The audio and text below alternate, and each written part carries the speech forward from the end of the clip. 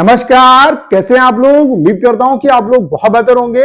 जैसा कि आपको पता है कि आरआरबी ग्रुप डी 2025 की आपकी जो आंसर की है वो आ चुकी है और आंसर की आने के बाद हमारे पास मैक्सिमम जो एस्पिरेंट है उनका डाटा आ चुका है। 6 लाख प्लस एस्पिरेंट का डाटा आ चुका है। तो इस डाटा के बेस पे जो एक्सपेक्टेड कट ऑफ है वो क्या कुछ रह सकती है, इसका कंप्लीट जो एनालिसिस है वो इस वीडियो में करने वाला हूं। यानी कि कैटेगरी वाइज आपके कितने क्या मार्क्स बनने हैं, ताकि आपको जो फिजिकल है उसकी जो प्रिपरेशन है उसमें आपको लग जाना चाहिए। उसके अलावा जो 6 लाख एस्पिरेंट का डाटा है, तो कहीं ना कहीं अब जो डाटा है वो सेचुरेटेड लेवल पे पहुंच गया है। अब इसमें बहुत ज्यादा वेरिएशन नहीं आएगा, तो कट ऑफ का अब हम लोग जो एनालिसिस है वो कर सकते हैं। तो सारी जो डाउट है, जितने भी डाउट आपके दिमाग में, वो सारे क्लियर होने वाले। ओवरऑल कितने बच्चे क्वालिफाई होंगे, कैटेगरी वाइज कितने क्या रैंक तक आपका सिलेक्शन होगा, इन सब पॉइंट पे सिंगल वीडियो में हम लोग बात करेंगे। तो सबसे पहले आप लोग ये देख सकते हैं, ये 6 लाख एस्पिरेंट, 6 लाख से ज्यादा जो एस्पिरेंट है उनका डाटा है। यहाँ पे 6,10,200 जो 99 एस्पिरेंट है उनका डाटा है, यहाँ पे आप देख सकते हैं। और यहीं से आपको ये भी आइडिया लग जाएगा कि कट ऑफ जो यूआर कैटेगरी की है वो किस रेंज तक आपकी जा सकती है। ठीक है, यहाँ पे 95 या उससे ऊपर स्कोर गेन करने वाले 6 एस्पिरेंट है। कैटेगरी वाइज आप देख सकते हैं 90 या उससे ऊपर स्कोर गेन करने वाले 49 एस्पिरेंट है। 85 या उससे ऊपर स्कोर गेन करने वाले 561 एस्पिरेंट है। 80 या उससे ऊपर स्कोर गेन करने वाले 4943 एस्पिरेंट है। 75 या उससे ऊपर स्कोर गेन करने वाले 21,107 एस्पिरेंट है।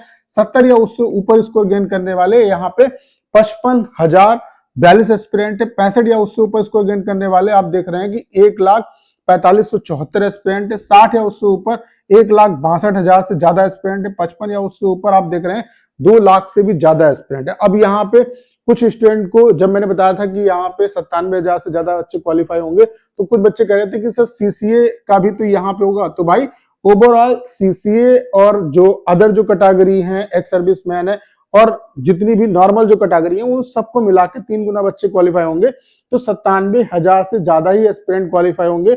और उसमें भी आप ये मान के चलिए मैक्सिमम बच्चा ऐसा होगा जो यूआर कैटेगरी की कट ऑफ को क्लियर करेगा, और वो 50% के आसपास या उससे ज्यादा ही होगा। अब सीसीए वाले जो एस्पिरेंट है वो किस तरीके से स्कोर कर रहे हैं, उस डाटा को भी मैंने यहाँ पे कंसीडर किया है। यहाँ पे आप देख रहे हैं कि आपका 51,349 एस्पिरेंट का डाटा है सीसीए वालों का। जो 95 या उससे ऊपर स्कोर गेन करने वाले हैं वो 0 एस्पिरेंट है। 90 या उससे ऊपर 5 है। 85 या उससे ऊपर 73 है। 80 या उससे ऊपर 580 है। 75 या उससे ऊपर 2203 है। 70 या उससे ऊपर आपके 5216 है। 65 या उससे ऊपर आपके 9253 है। कैटेगरी वाइज आप देख सकते हैं 60 या उससे ऊपर आप देख रहे हैं 14,057 है। 55 या उससे ऊपर 19,000 प्लस है। 50 या उससे ऊपर 24,000 प्लस जो बच्चे हैं वो सीसीए वाले हैं। ठीक है, अब कितने एस्पिरेंट क्वालिफाई होंगे, ये चीज मैंने आपको कई बार बताई। जैसे यहाँ पे टोटल जो फॉर्म फिलअप है वो 1.08 करोड़ के आसपास हुआ था। अटेंडेंस 40% भी अगर रही है तो आप ये मान के चलिए कि 40 लाख प्लस जो बच्चा है वो एग्जाम में अपीयर हुआ है। वैकेंसी कितनी है, 32,438 वैकेंसी है। वैकेंसी का 3 गुना एस्पिरेंट क्वालिफाई होंगे, यानी कि 97,300 यहाँ पे जो 14 एस्पिरेंट है वो ओवरऑल क्वालिफाई होंगे।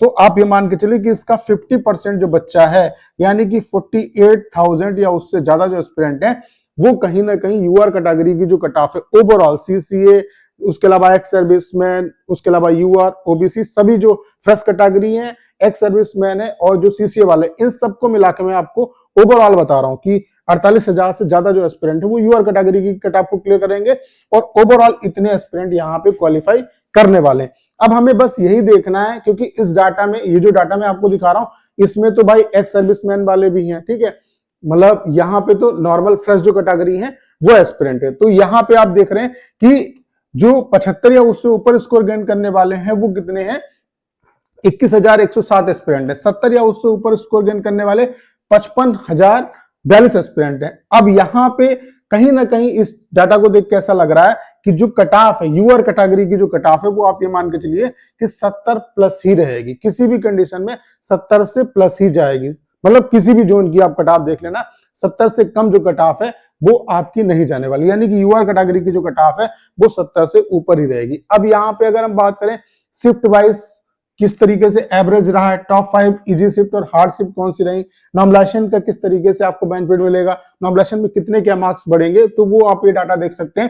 जो सबसे ज्यादा हार्ड शिफ्ट रही है वो 19/12 यानी कि 19 दिसंबर की 9 बजे की शिफ्ट रही, जिसका एवरेज स्कोर 36.35 रहा। ये सबसे ज्यादा हार्ड शिफ्ट है, ठीक है। उसके अलावा दूसरे नंबर पर 27 नवंबर की 12:45 की शिफ्ट है जिसका एवरेज स्कोर 37.42 है। उसके अलावा तीसरे नंबर पर 4 दिसंबर की 4:30 बजे की शिफ्ट है जिसका एवरेज स्कोर 37.55 है। चौथे नंबर पर 8 दिसंबर की जो है 4:30 बजे की शिफ्ट है जिसका एवरेज स्कोर 38.38 है। और पांचवें नंबर पर आपकी 28 नवंबर की 12:45 की शिफ्ट है जिसका एवरेज स्कोर 39.22 है। तो ये आपके टॉप 5 जो हैं वो आपकी हार्ड शिफ्ट है, ठीक है। उसके अलावा अगर हम बात करें टॉप 5 इजी शिफ्ट की, तो सबसे ज्यादा जो इजी शिफ्ट रही है वो आपकी 14 दिसंबर की 9 बजे की शिफ्ट है जिसका एवरेज स्कोर 47.72 है। फिर दूसरे नंबर पर 8 जनवरी की 9 बजे की शिफ्ट जिसका एवरेज स्कोर 47 है। फिर उसके अलावा तीसरे नंबर पर 10 फरवरी की 12:45 की शिफ्ट है जिसका एवरेज स्कोर 46.52 है। फिर आपका चौथे नंबर पर 15 दिसंबर की 4:30 बजे की शिफ्ट जिसका एवरेज स्कोर 46.33 है। फिर पांचवें नंबर पर 21 दिसंबर की 4:30 बजे की शिफ्ट जिसका एवरेज स्कोर 46.28 है। तो ये आपके टॉप 5 जो हैं वो इजी शिफ्ट है। अब यहाँ पे नॉर्मलाइजेशन किस तरीके से होगा, किस तरीके से मार्क्स घटते बढ़ते हैं वो आप समझ लो। जैसे कि सबसे ज्यादा जो इजी शिफ्ट होती है उसको बेस मान लिया जाता है, और हार्ड शिफ्ट और इजी शिफ्ट के बीच का डिफरेंस देखो। अब क्या है कि इसको बेस मान लिया जाता है, सभी शिफ्ट के मार्क्स इसके बराबर लाने होते हैं। तो इसके बराबर मार्क्स लाने के लिए जितना मार्क्स बढ़ाना पड़ेगा उतना ही आपको नॉर्मलाइजेशन का बेनिफिट मिलता है। जैसे कि सबसे ज्यादा जो हार्ड शिफ्ट रही है वो आपकी, उसका जो एवरेज स्कोर है वो 36 है, और जो सबसे ज्यादा इजी शिफ्ट है उसका जो एवरेज स्कोर है वो 47 है, यानी कि 11 नंबर का यहाँ पे डिफरेंस है। तो आप ये मान के चलिए कि 10 से 11 नंबर जो है, 10 से 11 नंबर का जो बेनिफिट है वो हार्ड शिफ्ट वाले जो एस्पिरेंट है उनको मिल सकता है। ऐसे ही आपका डिग्री होता जाएगा। जैसे कि यहाँ पे इसको 47 बनाने के लिए 10 नंबर बढ़ाना पड़ेगा, तो यहाँ पे 10 नंबर का बेनिफिट मिलेगा। ऐसे ही यहाँ पर भी 10 नंबर का बेनिफिट मिलेगा, यहाँ पे 9 नंबर का बेनिफिट मिलेगा। ऐसे ही यहाँ पे 8 नंबर, 47 बनाने के लिए 8 मार्क्स बढ़ाने पड़ेंगे, तो यहाँ पे 8 नंबर का आपको बेनिफिट मिलेगा। तो इस तरीके से जो नॉर्मलाइजेशन का फार्मूला है वो आपका वर्क करता है, यानी कि मैक्सिमम जो हार्ड शिफ्ट वाला बच्चा है उसके 10 से 11 नंबर जो है वो आपके इंक्रीज हो सकते हैं, ठीक है। उसके अलावा अगर हम बात करें कट ऑफ की, तो ये आपकी कट ऑफ है, ये मैं राय स्कोर के बेस पे बता रहा हूं, और उन शिफ्ट की कट ऑफ है जो मॉडरेट शिफ्ट है, यानी कि जिनपे बहुत ज्यादा ना तो मतलब जिनके मार्क्स घटेंगे ना ही बढ़ेंगे, ठीक है। क्योंकि जो इजी शिफ्ट वाले एस्पिरेंट है उनके मार्क्स बढ़ते तो मतलब बढ़ने की संभावना बहुत कम रहती है और बहुत ज्यादा नहीं बढ़ते हैं, और जो हार्ड शिफ्ट वाले हैं उनके मार्क्स बहुत ज्यादा बढ़ते हैं। ये उन शिफ्ट का है जो आपका मॉडरेट शिफ्ट है, यानी कि अगर हार्ड शिफ्ट में हो तो इससे कम अगर है तब भी कोई दिक्कत नहीं, क्योंकि नॉर्मलाइजेशन का आपको बेनिफिट मिलेगा। इजी शिफ्ट में हो तो थोड़ा सा आपका मतलब इससे ज्यादा जाएगा। तो यूआर कैटेगरी की जो कट ऑफ है वो 70 या उससे ऊपर ही आपको देखने को मिलेगी, किसी भी जोन की आप देख लेना इस बार। ओबीसी की अगर हम बात करें तो 68 या उससे ऊपर, ईडब्ल्यूएस की बात करें तो 65 या उससे ऊपर, एससी की बात करें तो 60 या उससे ऊपर, और एसटी की बात करें तो 55 या उससे ऊपर अगर आपके मार्क्स बनने हैं तो कहीं ना कहीं मेरे हिसाब से आपको पीटी यानी कि फिजिकल की जो प्रिपरेशन है उसमें अच्छे तरीके से लग जाना चाहिए।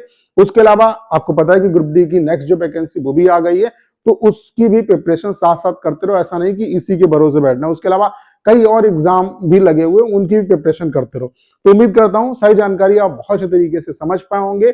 करना क्या, इस वीडियो को शेयर करना है। उसके अलावा अगर आप चैनल पर नए और आपने अभी तक इसे सब्सक्राइब नहीं किया है तो प्लीज चैनल को सब्सक्राइब करना मत भूलेगा।